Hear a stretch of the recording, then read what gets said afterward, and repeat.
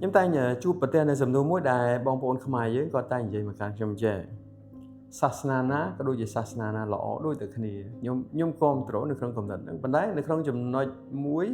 បើសិនជាយើងនិយាយពីសេចក្តីពិតហ្នឹងគឺវាត្រឹមត្រូវសាសនាណាក៏ដូចសាសនាបង្រៀនមនុស្សអំពីការធ្វើល្អប៉ុន្តែយើងចង់សួរថាតើសាសនាមានន័យថាម៉េចសាសនាគឺជាការព្រាមបណ្ដៅមនុស្សឲ្យធ្វើល្អគ្មានសាសនាណាបង្គាប់ឲ្យមនុស្សឲ្យធ្វើអាក្រក់ទេប៉ុន្តែសំណួរសួរថាសាសនានឹងអាចមានជាប់ពាក់ព័ន្ធនឹងសេចក្តីសង្គ្រោះយ៉ាងម៉េចអត់មានទេសូម្បីព្រះយេស៊ូវក៏ដោយដែរបើយើងជឿទៅលើសាសនាព្រះយេស៊ូវក៏យើងអាចបានសង្គ្រោះដែរ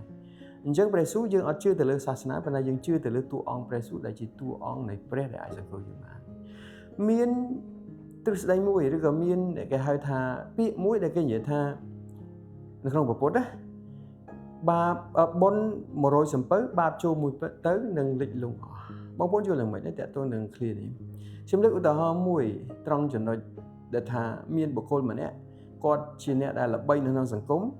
គាត់ជាអ្នកដែលល្បីនៅក្នុងភូមិគាត់ឧទាហរណ៍អញ្ចឹងគាត់ធ្វើការងារល្អ100មុខស្រាប់ពេលថ្ងៃមួយគាត់ធ្លាក់ទៅក្នុងសដីល្បួងគាត់ទៅលួចគេដល់ពេលទៅលួចគេហើយគេចាប់បានគេដៃសួរប៉ូលីសចាប់បានដៃសួរថាតើគាត់ធ្វើល្អប្រហែល100មុខហើយគេដៃសួរគេមើលឃើញតែពីចំណុចមួយគឺតាក់ទងទៅនឹងអំពើដែលគាត់ធ្វើនឹងគឺជាការលួចហើយប៉ូលីសនឹងវាយខ្នោះយកគាត់ដាក់គុកចាំ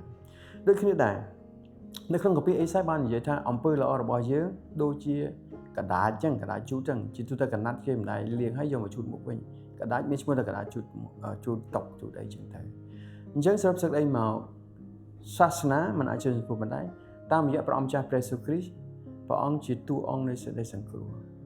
ដោយដែលខ្ញុំបាននិយាយតាក់ទងទៅនឹងមួយតាក់ទងទៅនឹងកាពីយ៉ូហានជំពូកទី14ខ6បានចែងថាព្រះយេស៊ូវព្រះអង្គជាសេចក្តីជាផ្លូវជាសេចក្តីពិតហើយជាជីវិតគ្មានអ្នកណាទៅឯព្រះវតាបានតាមរយៈព្រះអង្គឡើយអញ្ចឹងសាសនាមិនអាចជួយសង្គ្រោះយើងប៉ុន្តែតាមរយៈអង្គព្រះយេស៊ូវគ្រីស្ទយើងអាចទទួលបានសេចក្តីសង្គ្រោះហើយយើងសូមពិនិត្យមើលឆ្លុះបញ្ចាំងអំពីកាយវិការរបស់យើងប្រព្រឹត្តរាល់ថ្ងៃតើអំពើល្អប្រមាណដែលយើងប្រព្រឹត្តអំពើអាក្រក់ប្រមាណឯប៉ុណ្ណឹងខ្ញុំជឿជាក់ថាយើងភាគច្រើនយើង list down យើងចុះបញ្ជីសកម្មភាពយើងខ្ញុំជឿជាក់ថាទង្វើអាក្រក់យើងធ្វើច្រើនណាតើយើងទូទាត់ស៊ីសងគ្នាយ៉ាងម៉េចដើម្បីឲ្យយើងអាចនឹងថាទូទាត់ដើម្បីយើងអាចទៅនគរឋានសួគ៌បានហើយព្រះហើយសូមចាំថានគរឋានសួគ៌ជាកន្លែងរបស់ព្រះចឹងដើម្បីទៅនគរឋានសួគ៌បានតើយើងគ្រប់លក្ខដើម្បីគ្រប់លក្ខបានគ្មាននរណាគ្រប់លក្ខដោយខ្លួនឯងគឺតាមរយៈអង្គព្រះយេស៊ូវគ្រីស្ទ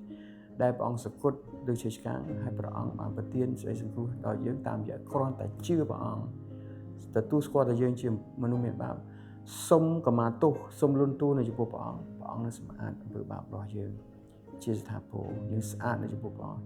នេះជាសេចក្តីសុចរិតដែលព្រះឲ្យតាមរយៈព្រះយេស៊ូវគ្រីស្ទដែលយើងទទួលស្គាល់ហើយយើងបើកដួងចិត្តដើម្បីទទួលយកព្រះអង្គដាក់ក្នុងជីវិតរបស់យើងនឹងទទួលបានសេចក្តីសង្គ្រោះអរគុណហើយសូមព្រះអង្គប្រទានពរ